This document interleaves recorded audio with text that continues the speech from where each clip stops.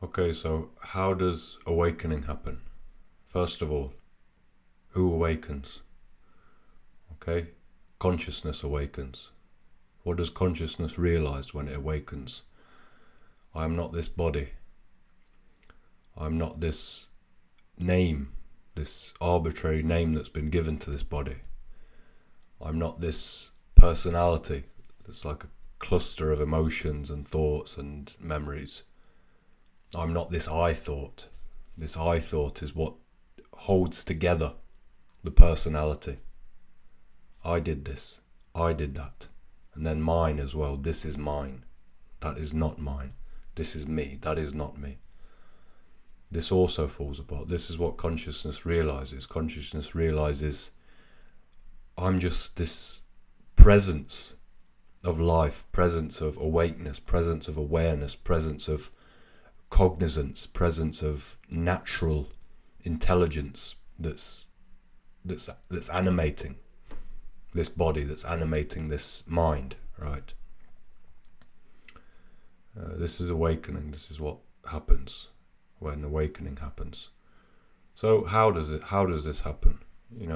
Many people, they're selling different methods, different spiritual methods, practices, meditations, mantras, tantras, yantras, rituals, retreats, all of these things. But how does this really happen in a way that's also not just a glimpse, but leads to full establishment in that state, in that natural state, right, of consciousness? It happens through exhaustion, right? All through life, all through our days, our years, the mind is occupied with something.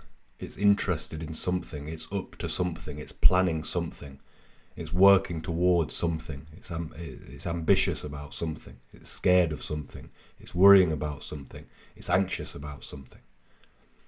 When this is happening at a very intense rate, so it's like each second of our day, each second of our mind's life is consumed with something, with running in some direction or another, or running away from something. There's no space within the mind for consciousness, the light that's behind the mind, the awareness that's behind the mind, to realize, oh, I am me.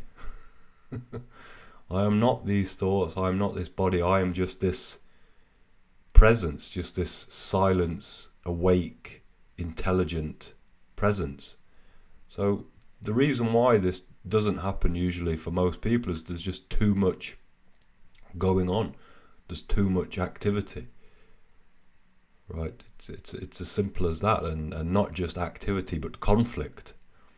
It's not just like we've got a simple mind that's working very clearly. Okay, this is what I want. This is how I do it. Let me work towards it.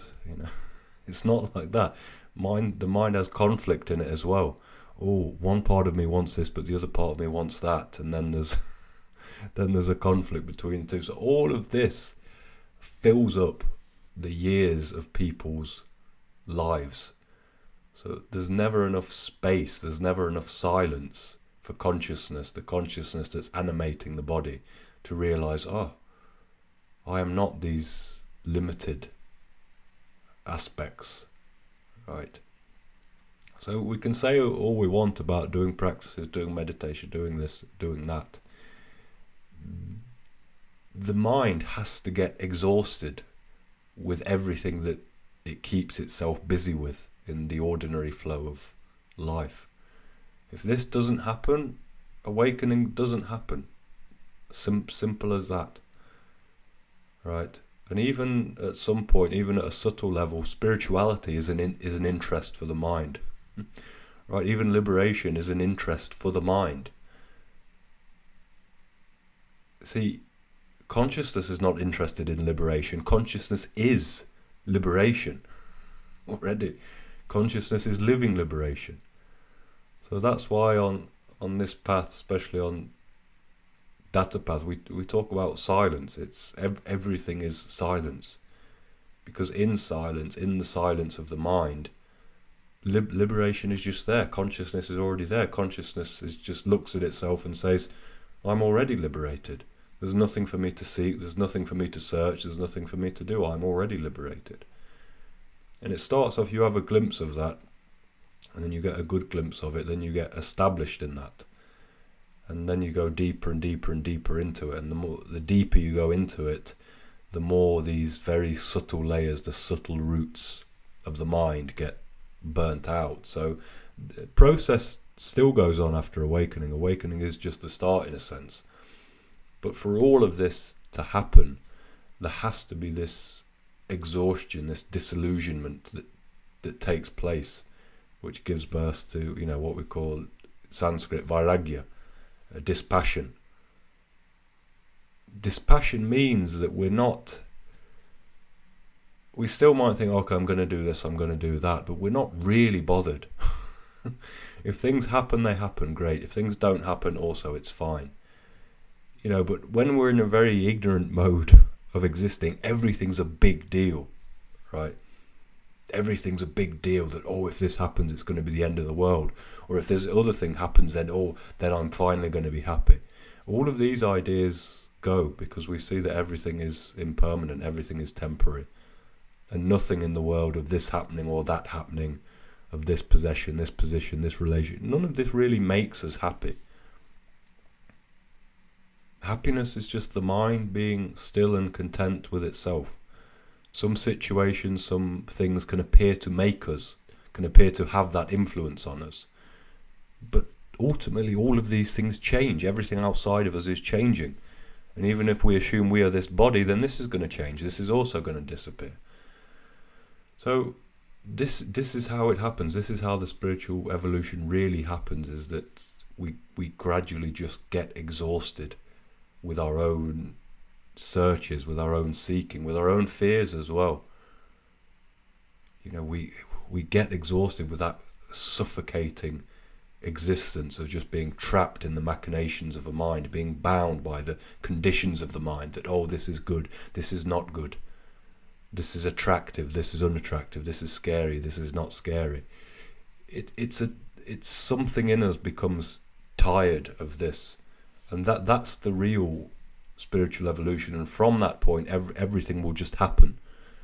One will seek out, let's say, books that have something to tell us. One will seek out masters, seek out guides that can transmit the essence of the path to us, that can help us, right? Everything happens from that real point, this genuine point of not seeking, not searching, but just genuinely being exhausted with the way that we have been living. And that's the only time that real transformation occurs. We see the limitation in our previous way of functioning, and we don't just see the limitation of it, we become tired of it. And we're ready for a change, we're ready for an expansion, right? So this is just some thoughts on how awakening happens, right? Naturally, it's as natural as a tree growing. It just happens. For some people, it just happens. They're ready because there's nothing else that they want. There's nothing else that they're after. It happens automatically when we look in the world and we don't see anything that's really worth chasing. And we look at the world and we also don't see anything that's really worth the energy of running away from. When these two conditions are met, not chasing after something and not running away from something, and also not being totally, dead, dull and indifferent, when all these conditions are met, awakening happens, evolution happens, expansion happens.